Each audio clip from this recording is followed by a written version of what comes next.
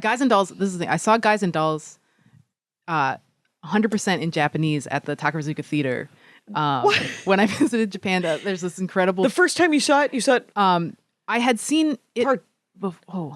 I had seen it before, so or at least was vaguely aware. No, I'd seen it before. I saw it in D.C. I saw a show of it back when I was a kid, and I was living in D.C. Okay, and so a live play. A live play. Okay.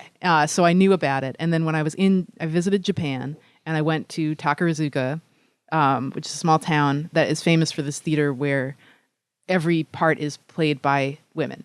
Oh, okay. And they train for years and years and years and years to be a part of this theater, and it's just a super precise.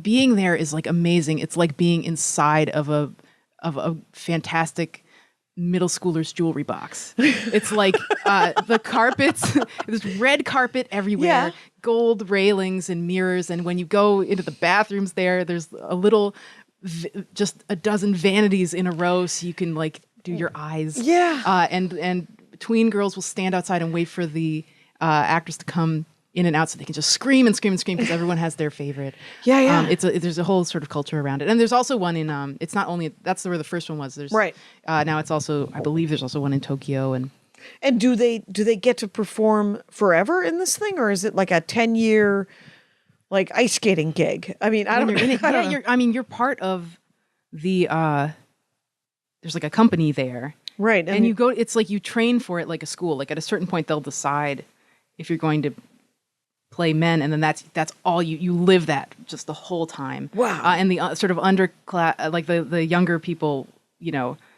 have to like pay their dues and like. And aspire to it. Yeah. Everyone has to look up to the, and like clean the floors and like, it's this it's this real like boot camp, way hierarchy. Of life to be a part of this, and it's super prestigious if you can manage to make it all the way to the point where you're playing like this lead.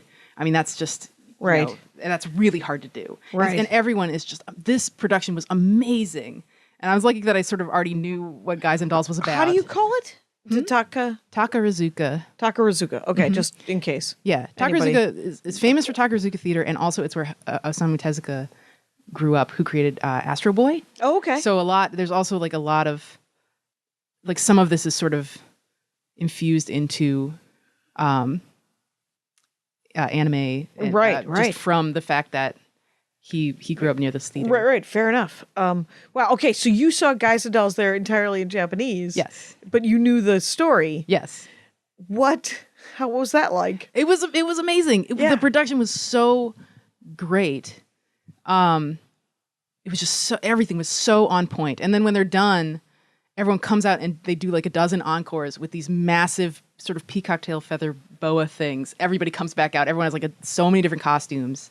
And they just flaunt how amazing it just was, what you saw. They're